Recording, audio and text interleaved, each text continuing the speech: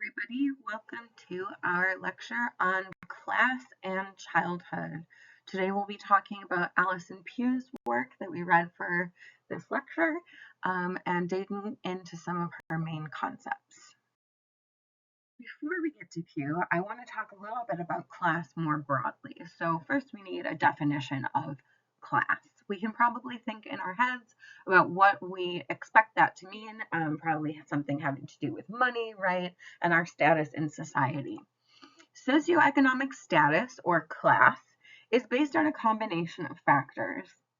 So there are four factors that make up socioeconomic status as a measure that social scientists use to determine class. And these four factors are education, income, occupation, and wealth. Importantly, I want to point out the difference between income and wealth.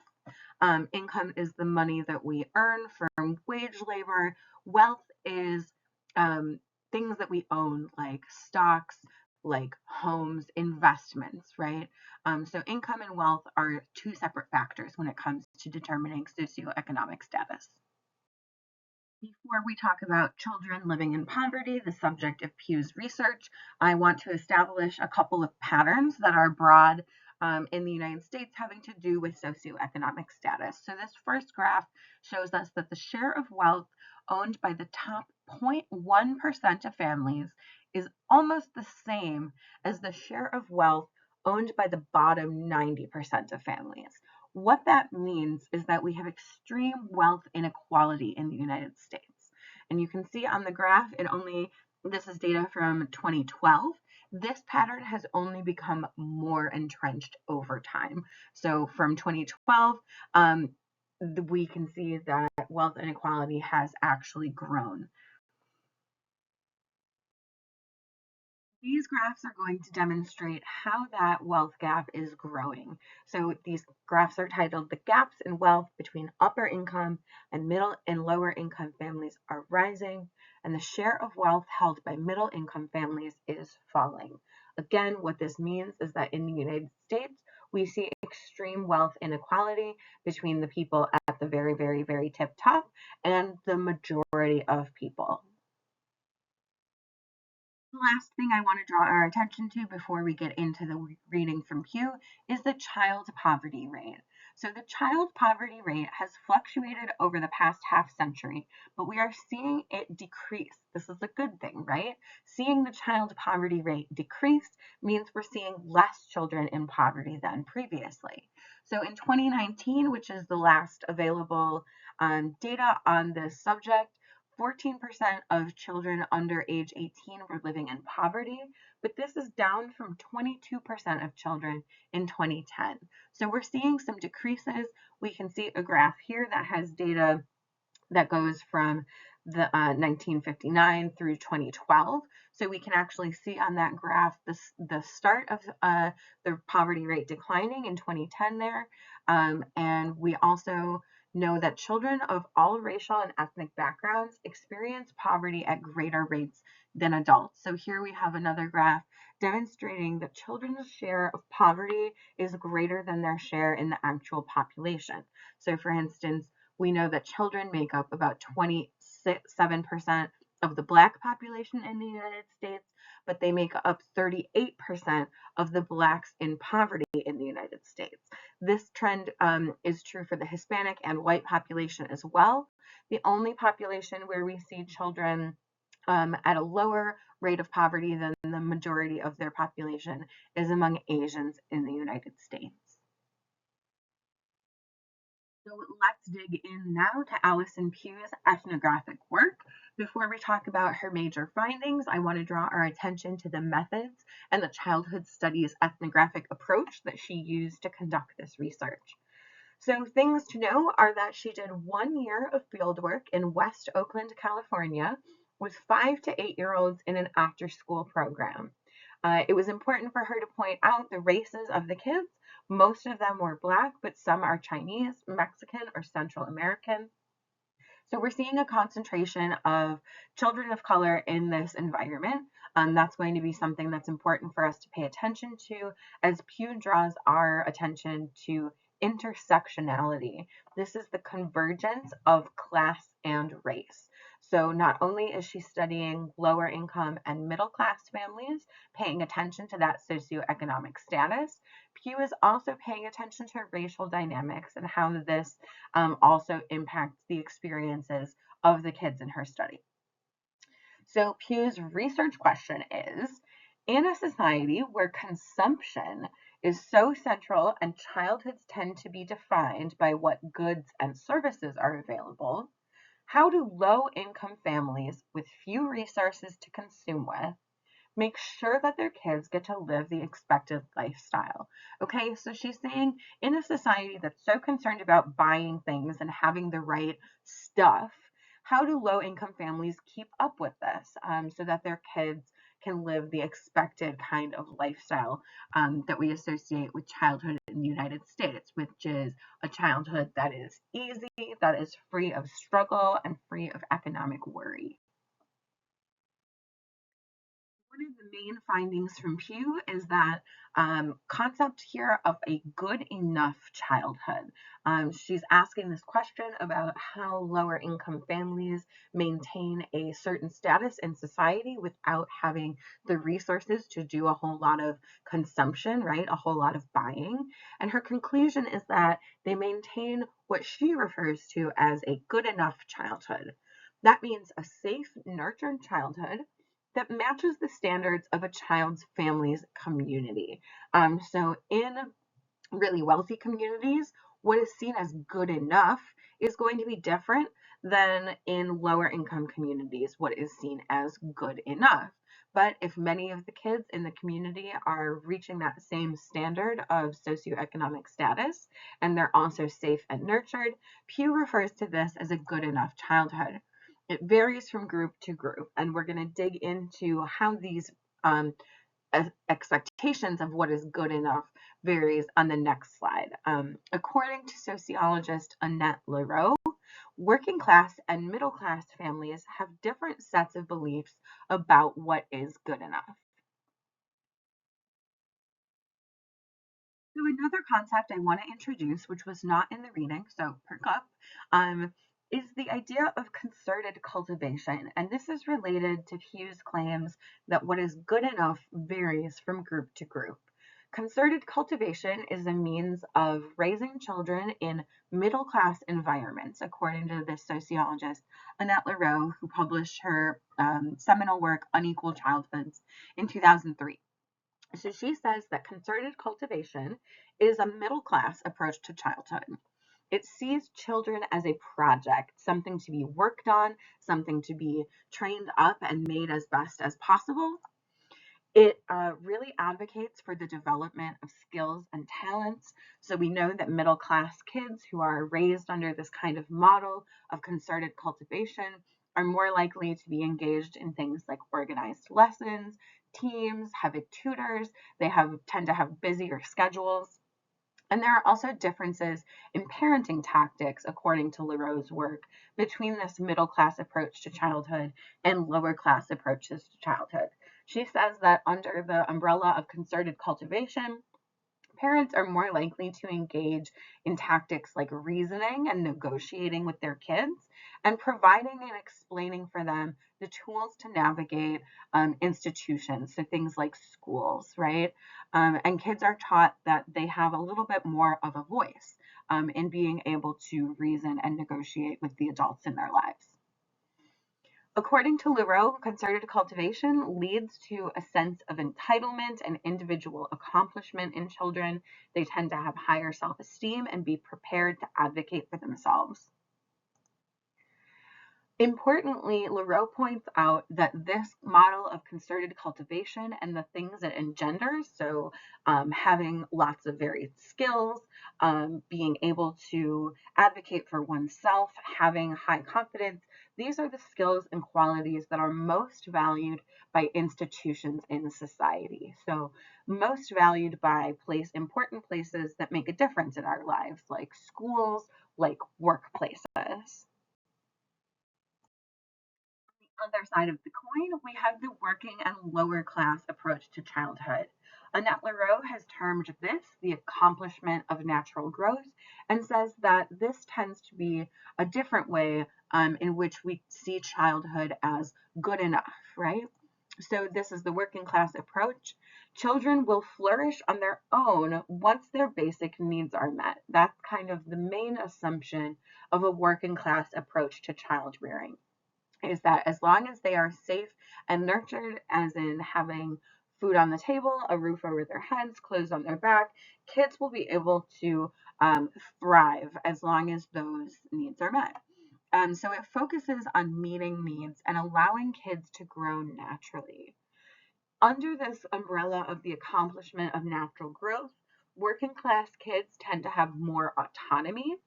So they're a little bit more independent in many ways and have different responsibilities than middle class kids.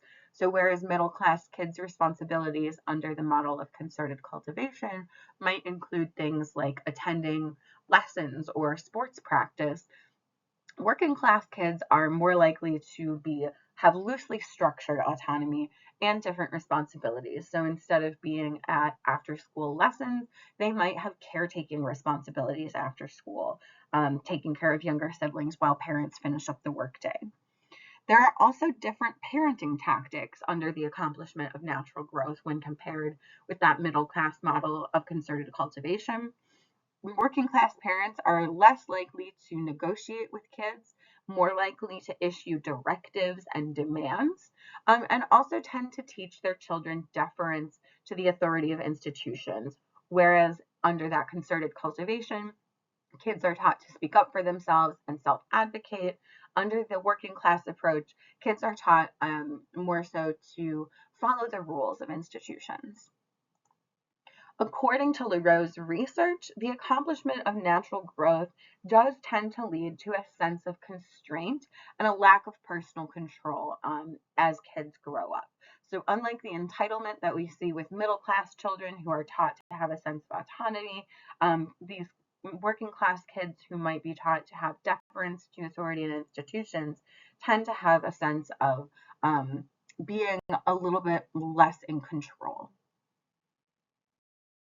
Before we jump back into Allison Pugh's work on consumption in lower and working class families, I want us to draw our attention to one last concept that's not in the reading. This is Pierre Bourdieu's theory of capital. Capital is a resource that helps one advance one's position or status within a given context, right? We think of capital, we think of capitalism, right? Having to do with money and markets, those kinds of resources. However, for our purposes, and according to Bourdieu's typology, there are actually four kinds of capital. So the first is economic capital. This refers to monetary resources, things like income and wealth. The second kind of capital that Bourdieu talks about is social capital. This is who you know, your network connections, the people in your social circle who might be able to help you advance your position or status. The third kind of capital is cultural capital. This has to do with knowledge. What and how much do you know? Is it kind of knowledge that is valued by society? Are there things that you have access to that can advance your position in terms of what you have learned that maybe other people don't have? So when it comes to talking about children and childhood, cultural capital is going to be gained by kids through all sorts of means. So maybe that means going on field trips, right? Learning things outside of school that can help build our cultural capital. So cultural capital, while it isn't about money, often is related to economic capital, right? Because cultural capital is often gained through experiences, and a lot of times experiences cost money, right?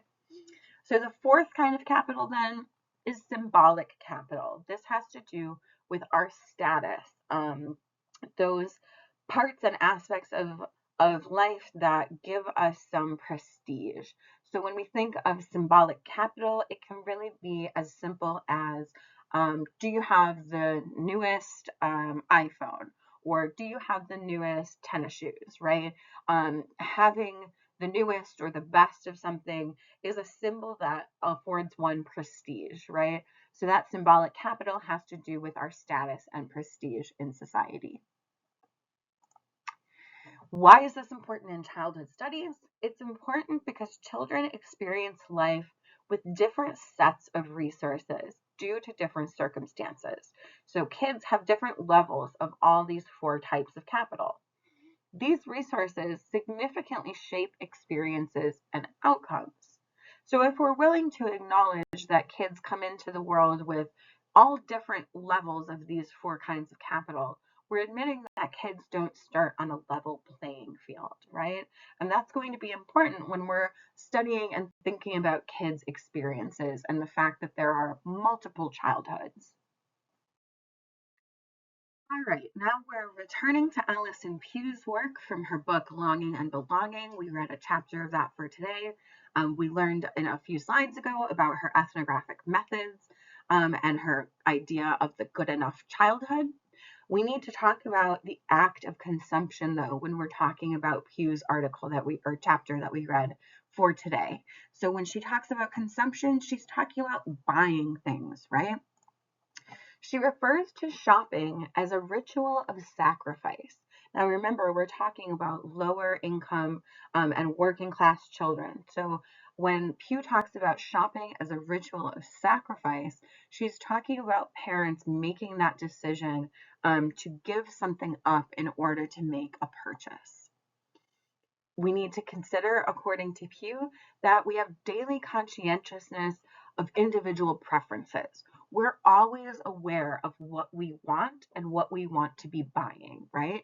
And parents tend to have a daily awareness of what their kids want and what their kids want to be buying. She also reminds us that shopping is an interactive relationship, a relationship between the purchaser and the receiver. So when we're talking about children and parents, right, kids are not the ones who tend to make purchases in a family, right? They lack income, they tend to not have the means to make purchases, and so gain their parents' permission or permission to make purchases.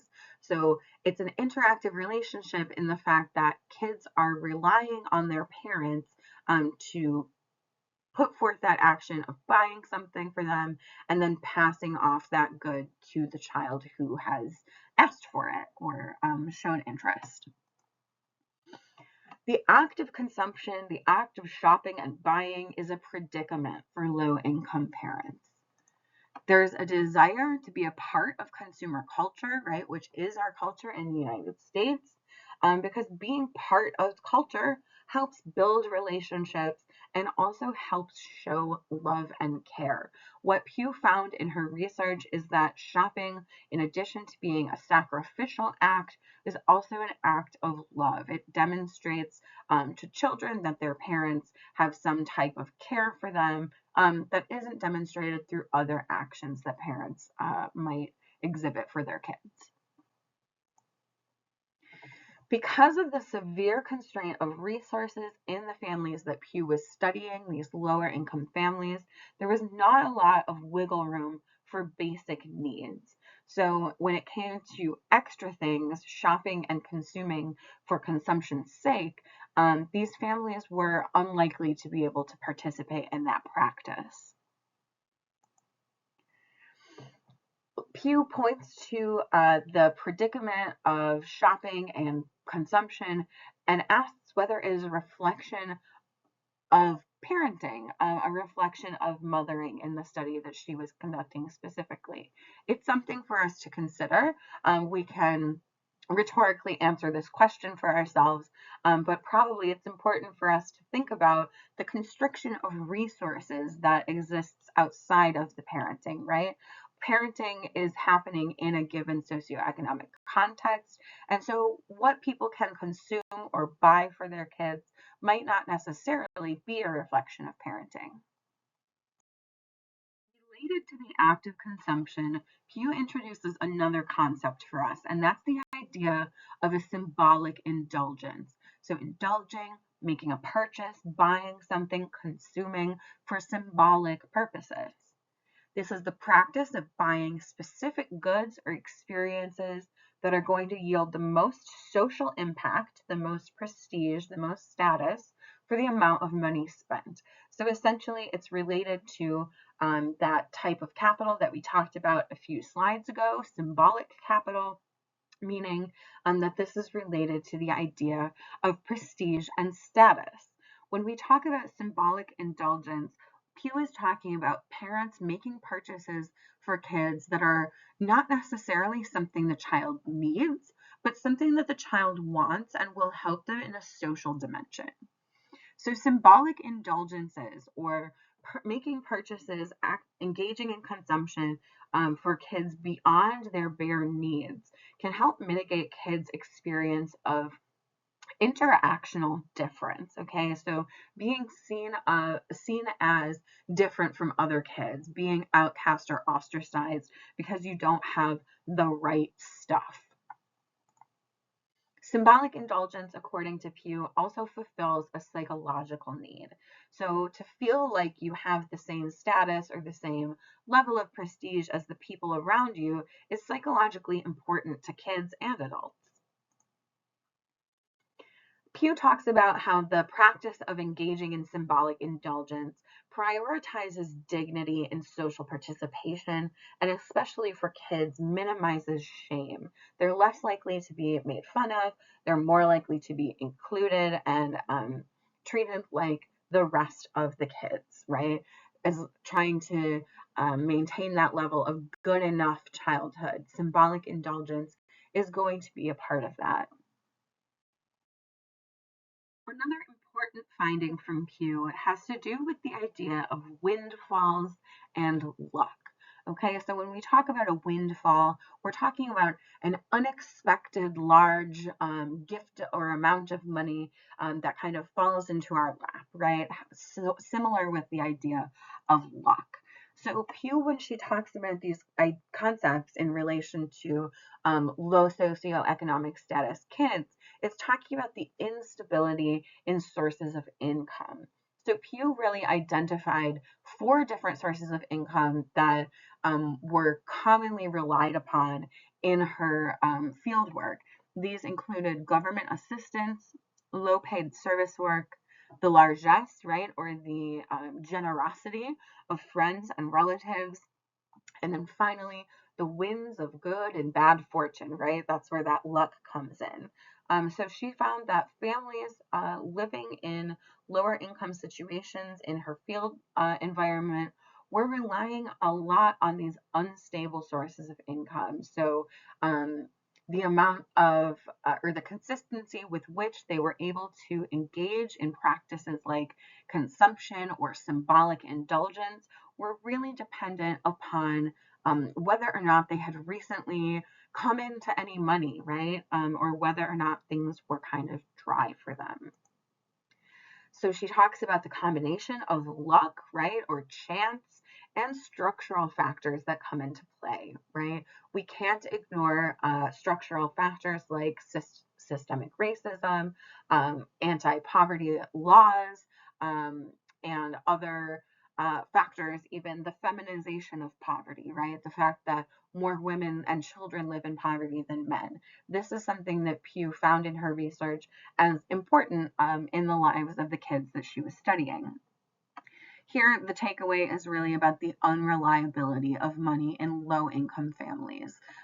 So we know that income is less stable, less reliable in low income situations because people are depending on these 4 kind of wishy-washy sources of economic security.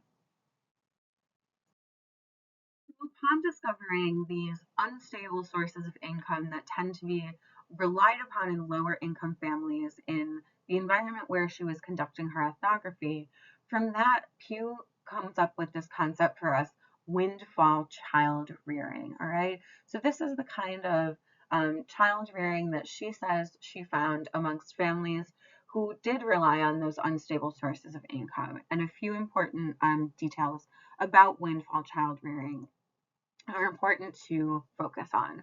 So according to Pew, In this situation of windfall child rearing, parents aren't able to use money effectively as a reward. So this is something that we see in middle and upper class families, that money is used as a reward for getting an A, winning the game, what have you, even as a allowance, right? Doing some chores, you get money as a reward, maybe in middle or upper class families. But in this arena of windfall child rearing, where parents are depending on unstable sources of income and might not always have money to give consistently for something like completing chores, money is not able to be used effectively as a reward for kids. She also says in this model of windfall child rearing, parents and kids can't rely on material ties and have to really rely on the emotional bonds, putting those first, even if they're kind of weak, because material ties, knowing that parents are going to always be able to meet material needs, is not something kids can depend on, but they may be able to depend on that emotional relationship. And then finally, under this model of windfall child rearing, Pew says that parents and kids have greater transparency about money a lot earlier on than in, for example, a middle class family that is operating under the model of concerted cultivation. Kids who are in these lower income environments where windfall child rearing might be the primary way of being, kids are more likely to know about the financial instability that the family is experiencing at an earlier age than kids in middle or upper class families are aware of money or money struggles. That last slide talked about what windfall child rearing is like, right? What parents can expect and experience when they're living mainly off unstable sources of income. But Pew, of course, draws our attention to the experience of kids as well, talking about windfall childing. So, importantly, she draws out the conclusion that kids who are raised under a windfall way of being come to understand money as random but powerful. So it's not something that they can consistently rely on as always being there to meet their needs, but something that when it is there makes a huge difference, and when it isn't there also makes a huge difference. They also tend to see money as something you get when you're lucky, not as something you get when you're good. So that kind of turns on its head our idea of a meritocracy, right? Or a society in which one is rewarded for doing a good job. In a windfall childing situation, even kids who can do a good job can't expect that they're going to get paid for that, right? Like middle class or upper class kids might expect that if they get straight A's, they're going to get some cash. When under this model of windfall childing, that's not something that kids can expect or get used to. Then finally, Pew mentions that, of course, the behaviors and attitudes surrounding money she found to be different between lower and middle income kids. So kids who are living under a windfall way of being have different behaviors and attitudes. They might be more likely than middle or upper income kids to engage in things like symbolic indulgence, right? As soon as they have an amount of money, they might want to spend it on something that is going to give them a boost of status or popularity, right? Whereas middle and income kids might be more likely to save for things that they want because their needs, and even more than needs, are already met by their parents. All right, to wrap up, I just want to go over some key takeaways from Alison Pugh's work, Longing and Belonging, about windfall child rearing. And one key takeaway here is that income instability is just as important for us to understand as income scarcity, right? So, instability being the unreliability of income sources compared to just scarcity, which means not having enough. A quote from Pew that's important for us as we wrap up is that how households spend their money is one route to understanding present day inequality. So we might look to populations like the one that Pew studied and examine consumption patterns in order to understand how inequality is actually experienced in these environments. That's all we have on Allison Pugh's work. So for Thursday, February 26th, please make sure to do the reading.